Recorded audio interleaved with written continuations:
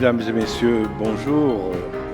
C'est tout de même magnifique. On a choisi le soleil, vous l'avez. On a choisi le Sénat, vous l'avez. Et on a un grand plaisir d'être ensemble pour fêter d'abord nos lauréats. Et c'est ça qui est important aujourd'hui, tout en sachant qu'autour des lauréats, il y a les parents, il y a les enseignants, il y a tous ceux qui ont donné un coup de main pour avoir des prestations parmi les meilleures et qui sont récompensés ici, presque au plus haut sommet de l'État. Voilà, j'étais encore président au moment de l'invitation, c'est pour ça que vous voyez mon nom sur l'invitation. Je ne le suis plus aujourd'hui, puisque j'ai passé le relais à Michel Dujany, qui est à mes côtés, et qui continuera sur la voie de notre développement, de nos passions, de cet avenir qu'on veut ouvrir pour chacun des plus jeunes, mais aussi des moins jeunes aussi, pourquoi pas.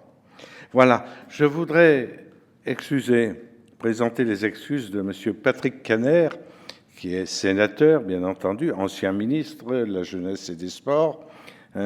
Il ne peut pas venir aujourd'hui, il est de Lille, et vous savez qu'il y a eu un événement tout de même assez dramatique à Lille, avec 3 policiers et une autre personne qui ont subi les contre-coups d'un accident effroyable. Alors il est là-bas en ce moment, il n'aura sans doute pas le temps de revenir vous saluer et il le regrette beaucoup. En tout cas, j'avais prévu un discours pour lui, pour l'accueillir. Tout est raté, j'ai plus qu'à recommencer ou alors à broder sur les quelques mots que j'avais mis. En tout cas, je voulais remercier M. Patrick Kanner de nous ouvrir les portes du Palais du Luxembourg, qui est le siège, vous le savez, du Sénat. Et je voulais le remercier, parce qu'il le voulait, de présider notre remise des prix. Et vous le savez qu'elle est chaque année toujours très attendue. En tout cas, c'était un honneur immense qu'il nous faisait, le ministre, et chacun ici aurait été très reconnaissant de sa présence. Mais comme c'est une présence qui n'a vraiment pas pu assumer pour des raisons vraiment impérieuses, nous lui pardonnons tout à fait de ne pas être avec nous après-midi, même s'il l'est du fond du cœur. La promotion de la langue et de la culture française, vous le savez, est au cœur des préoccupations de notre association. Et nous nous attachons, bien sûr, à la partager avec le plus grand nombre, en France comme dans le monde. Vous ne le savez peut-être pas, mais nous avons pris récemment, c'est-à-dire depuis quelques années seulement, le virage de l'international, pour avoir partout pignon sur rue, que ce soit en France, en Allemagne, au Canada, aux États-Unis, en Corée du Sud, etc. J'arrête, la liste est trop longue, de nos pays partenaires, de nos associations partenaires. Faut-il vous dire encore que nous vous apportons le livre, en langue française, bien entendu, dans tous les continents, sur tous les continents, et nous le faisons même avec la Marine nationale. C'est vous dire la mobilisation qu'il y a chez nous, mais une mobilisation vraiment partagée pour faire connaître le français, le faire pratiquer, le diffuser, le faire aimer. En tout cas, les concours, puisqu'aujourd'hui l'objet et le sujet, c'est celui des concours, les concours passent désormais toutes les frontières. Et ils concernent des élèves de la maternelle, quand elle n'existe pas encore dans tous les pays, de la maternelle à l'université. Et ces concours, ils nous font voir, ils nous révèlent des talents que souvent on ne soupçonnait pas ou qu'on ne voulait pas soupçonner. Il y a des pépites dans les mains, dans la réflexion de nos lauréats et de tous ceux qui participent à nos concours. Voilà. Et je voudrais d'ores et déjà vous féliciter, les lauréats. Mais je l'ai dit aussi tout à l'heure, tous ceux qui vous ont accompagnés, les enseignants, les parents d'élèves, quelquefois un voisin, quelquefois un ami. Mais oui, à plusieurs, on arrive à canaliser son imagination et à la dépasser, comme vous l'avez fait, en tout cas, dans les travaux qui vous seront présentés aujourd'hui.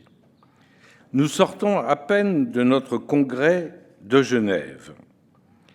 Et il ne faut pas s'étonner qu'il ait eu lieu à Genève. Il a réuni quantité d'adhérents de France, bien sûr, mais aussi de très nombreux adhérents des pays de l'étranger. C'est une vraie force pour asseoir notre langue et notre culture et, en fin de compte, ouvrir l'avenir des jeunes. Nous partageons avec vous les mêmes ambitions. Vous avez été, je m'adresse à Patrick Caner, même s'il n'est pas là, vous avez été ministre de la Jeunesse et des Sports.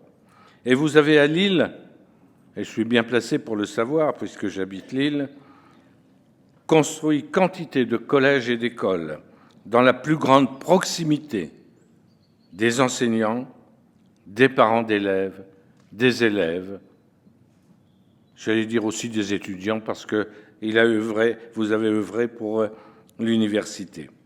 Alors, je voudrais profiter de l'occasion pour vous redire encore le grand merci pour nous avoir octroyé cette magnifique salle du Palais du Luxembourg. C'est la première fois.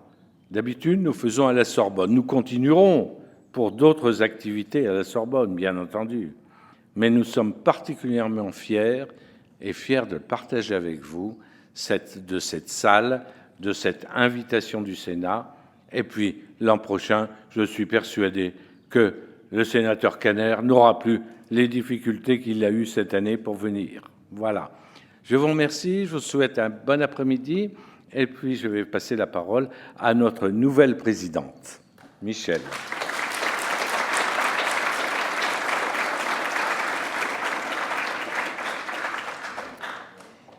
Chers lauréats et tous ceux enseignants, parents et organisateurs amopaliens des concours, à vous tous qui avez œuvré à la réalisation de ce moment solennel, un grand merci.